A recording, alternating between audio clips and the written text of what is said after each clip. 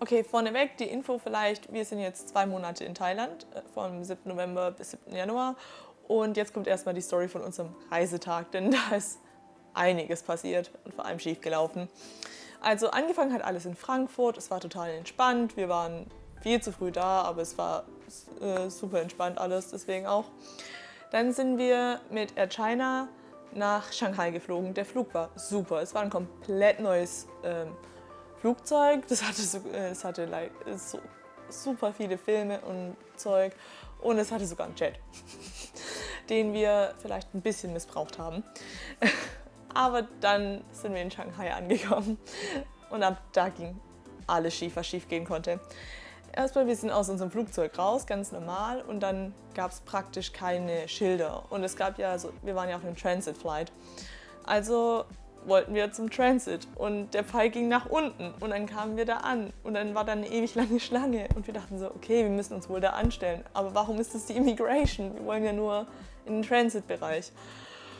Und dann haben wir irgendwann nachgefragt und er hat gesagt, irgendeine Line auf der rechten Seite, dazu sei gesagt, an dem Flughafen konnte keiner wirklich Englisch. Es war also super hart, sich mit den Leuten zu verständigen. Dann irgendwann haben wir herausgefunden, dass wir ganz in die letzte Schlange müssen. Haben dann angefangen, den Wisch auszufüllen und waren so, okay, jetzt haben wir die Schlange geschafft. Als wir dann endlich dran waren, hat die Frau gesagt, oh, ihr wollt ja nur einen Transit, ihr wollt ja gar nicht raus aus dem Flughafen. Wir so, ja, wir wollen eigentlich hier bleiben. Und sie so, oh, dann seid ihr hier falsch, dann müsst ihr hochgehen. Wir so, oh, okay, dann wieder zurück und man muss sich vorstellen, bevor man in diese Immigration Line kommt, ist da erstmal so ein Gesundheitscheck, wie auch wenn man nach Japan geht, wo sie halt eine Körpertemperatur überprüfen, ob das im Normalbereich ist. Und wir mussten da halt wieder zurück und waren so, dürfen wir hier lang gehen, ist das okay? Und gleichzeitig ist es China und man versteht die Sprache nicht und es ist halt alles ein bisschen anders. Und dann sind wir wieder hochgegangen, haben dann irgendwie die Schlange gefunden, aber es war kein Personal da für den Transit-Bereich. Und dann haben wir irgendwann eine Frau gefunden und man musste dann halt wieder durch diesen Gesundheitscheck, durch den wir eigentlich schon durch sind, aber man hat einen Stempel gebraucht auf so einem anderen Zettel, den wir dann bekommen haben. Und dafür sind wir dann ernsthaft mit dem Aufzug diese Minitreppe nach unten gefahren worden, der Frau hinterher. Dann haben wir den Stempel gekriegt am Gesundheitscheck und dann wurden wir wieder nach oben gefahren und dann durften wir durch so eine Hintertür, nachdem ein Security-Mann herbeigerufen wurde, um die zu öffnen, durften wir durch so eine Hintertür, dass wir praktisch in diesen Security-Check-Bereich direkt reinkommen, ohne da noch mal eine Passkontrolle zu haben. Es war super kompliziert. Aber es war noch nicht alles. Das war nur das erste Hindernis von vielen. Denn dann wollten wir einen Kaffee beim Starbucks. Mittlerweile waren wir bestimmt 20 Stunden durchgehend wach. Das heißt, wir waren ordentlich müde und ziemlich fertig. Ich zum Starbucks wollte mit meiner Kreditkarte, meine Visa, die ich mir extra habe machen lassen, für die Reise zahlen. Die ging nicht. Ich dachte so, okay, vielleicht nicht die Visa. Ich habe die Mastercard versucht, die ich noch hatte. Die ging auch nicht. Die American Express ging auch nicht, die wir noch dabei hatten. Apple Pay hat nicht funktioniert. Es hat nichts funktioniert. Wir hatten keine Möglichkeit zu bezahlen. Also mussten wir so, ja, sorry, Order Canceling. Und dann sind wir wieder zurück und dann wollten wir einen Geldautomaten und Geld holen. Aber die Karten wurden alle nicht akzeptiert, was ein bisschen kacke war. Wir hatten zum Glück noch Bargeld und konnten dann zu so einer Travelbank und dann unsere Euros in Yuan tauschen. Und dann hatten wir endlich Geld und konnten uns irgendwie einen Kaffee oder so holen. Aber es war der schlimmste Flughafenaufenthalt bis zu diesem Punkt, den ich je hatte. Willkommen zum zweiten Part unseres Videos. Wie ihr vielleicht wisst, ist das am Shanghai-Flughafen vielleicht etwas schwer an Wi-Fi zu kommen, weil wir dann in China sind und das Problem war eben, dass man zwar sich connecten konnte mit dem Wi-Fi, aber das ging halt nur, wenn man eine SMS bekommen hat oder sich an dem Wi-Fi-Kiosk so eine PIN holt. Und dieses Connecten mit dem Wi-Fi über eine SMS hat überhaupt nicht funktioniert. Man hat dann seine Telefonnummer angegeben und ja, da kam nach 1000 Jahren keine SMS. Und durch Zufall sind wir dann irgendeine Treppe runtergegangen und haben dann so eine hässliche, gammelige Box gesehen, wo dann ein Wi-Fi-Kiosk drauf stand. Und uns dann doch entschieden, so hey, vielleicht können wir da Wi-Fi bekommen, also praktisch den Usernamen und den Code. Dann haben wir unser Passwort da reingesteckt. Bei Caro hat es natürlich nicht funktioniert, warum auch immer. Dann habe ich mein Passwort reingesteckt, dann hat es dann funktioniert, dann hatte ich Wi-Fi. Aber nein, das war ja nicht genug Trouble. Nachdem wir dann endlich mich eingeloggt haben, alles funktioniert hat, wollte ich dann kurz in Line oder in Facebook oder in Instagram oder in jegliche App, die ich in meinem ganzen Leben benutze. Und was ist passiert? Es ging nicht.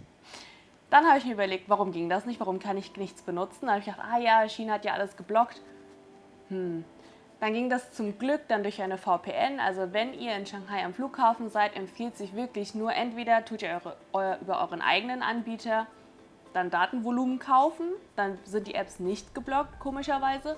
Aber wenn ihr eure Apps benutzen wollt, müsst ihr halt eine VPN fürs Handy haben. Dann funktioniert das, weil ohne funktioniert das nämlich nicht. Was uns dann auch zu unserem nächsten Punkt führt, nämlich unser Drama, was dann am Flughafen passiert ist. Nach unseren 9 Stunden / 20 Stunden ohne Schlaf waren wir dann an unserem Gate, waren super müde, wollten einfach nur noch nach Bangkok und ankommen und schlafen. Aber was dann passiert ist, dass sich dann ein Mädchen zu uns gesetzt hat und sie war super still. Aber normalerweise, wenn das ein riesiger Flughafen ist und tausende von Sitzplätzen, sitzt man sich ja nicht direkt neben eine Person. Also zumindest mache ich das nicht, ich weiß nicht, ob ihr das macht.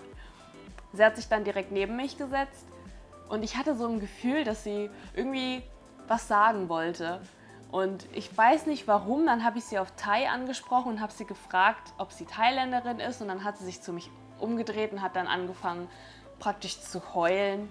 Und hat dann gesagt, dass sie so glücklich ist, jemanden zu treffen, der halt Thai kann. Und hat sich dann eben ausgekotzt, weil wirklich unser Tag war ihr Tag war noch schlimmer.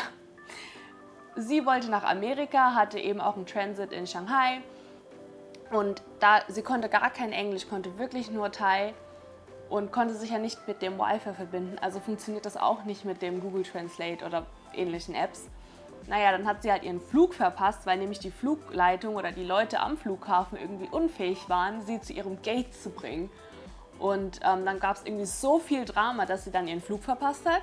Sie hätte ja nicht mal eine Bankkarte, also hätte sie auch kein Geld holen können, um sich was zu essen zu kaufen oder was anderes. Und sie hatte wirklich nur Bargeld dabei. Und die einzige Möglichkeit war, damit sie nicht in China festsitzt, ich meine wirklich in China festsitzt, das ist, glaube ich, das Schlimmste, was einer Person wirklich passieren kann, die kein Englisch spricht, ist, dass sie dann eben zurück nach Thailand fliegt. Und das Problem war, sie hatte gerade noch genug Bargeld dabei, um sich einen Flug von China zurück nach Thailand zu buchen. Und danach hatte sie auch nichts mehr in ihrem Portemonnaie. Da muss man sich eben vorstellen, wenn ich in dieser Situation wäre, würde ich sowas von heulen. Also sie hat ja auch geheult, sie hat dann auch versucht, ihre Mutter anzurufen.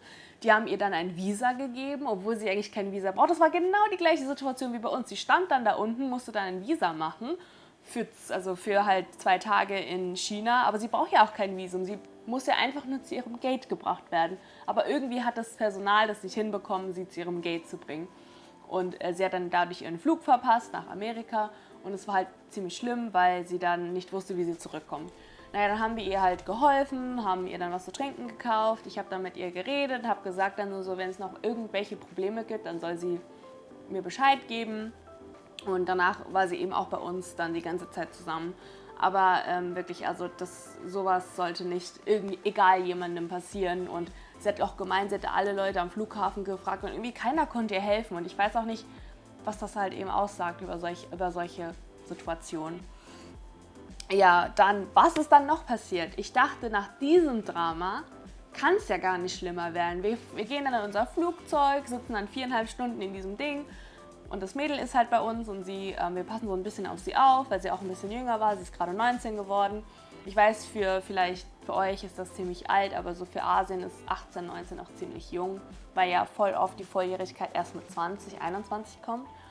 Und dann auf einmal kommt dann so Mitarbeiter von der Fluggesellschaft, kommen so auf uns zu und ziehen uns dann praktisch so raus. Und ich denke mir noch so im Kopf so, kriegen wir jetzt ein Upgrade? Also ich habe wirklich gedacht, es wird ja nur noch besser. Nein. Auf einmal werden wir so rausgezogen, dann kommt so, wer von Ihnen ist da. Und ich so, ja, hier. Und dann so, ja, in ihrem Koffer wurde eine Powerbank gefunden. Ich so, eine Powerbank? Ich hatte gar keine Powerbank in meinem Koffer. Und dann so, ja, Sie müssen jetzt diesen Zettel unterschreiben, weil so kann der Koffer nicht, also praktisch in das Flugzeug eingebracht werden. Dann dachte ich mir nur so, hä, von Frankfurt nach China gab es überhaupt keine Probleme mit, egal was in meinem Koffer war. Und dann von China nach Thailand haben die so einen Terz drum gemacht. Ich musste da eine Vollmacht unterschreiben, dass mein Koffer aufgemacht werden darf. Dann musste ich meinen Code geben für meinen Koffer. Und eben das, was in meinem Koffer ist, muss dann entfernt werden und darf dann wirklich nicht mit ins Flugzeug. Dann habe ich gedacht so, okay, ja, nehmt einfach meinen Koffer, macht was ihr wollt, holt das Ding raus, was auch immer da drin war. Es war dann ein Akku von meiner Kamera. Rest in Peace, Akku von meiner Kamera. Naja, auf jeden Fall waren wir dann in unserem Flieger. Dann habe ich mir so gedacht, okay, warte, aber wann kommt dann mein Koffer überhaupt an?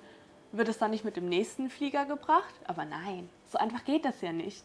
China braucht eben Zeit. In Bangkok angekommen, musste ich dann natürlich zu diesem Baggage-Claim-Ding, musste dann rumdiskutieren, was jetzt mit meinem Koffer passiert, wo mein Koffer überhaupt ist. Und der nette Mitarbeiter meinte dann eben so, ja, Ihr Koffer hängt noch in China fest. Es ist noch nicht mal durch die Security durchgegangen. Da dachte ich mir so, aber es ist doch nur eine Batterie, die man rausholen muss. Und China hat doch so viele Menschen.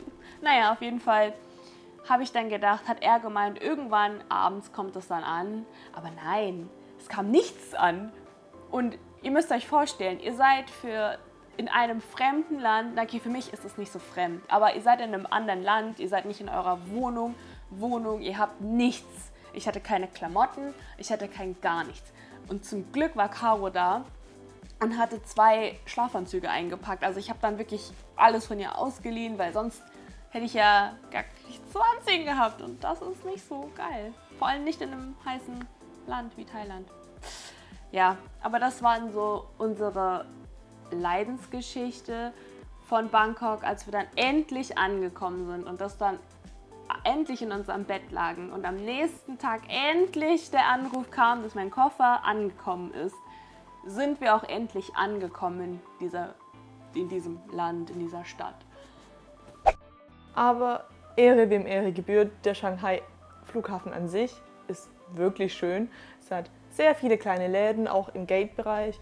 Ich weiß nicht, in Stuttgart oder Frankfurt ist es meistens nicht so, da hat es dann vielleicht noch 1 oder 2 Cafés und so einen Duty-Free-Shop, aber sonst nichts.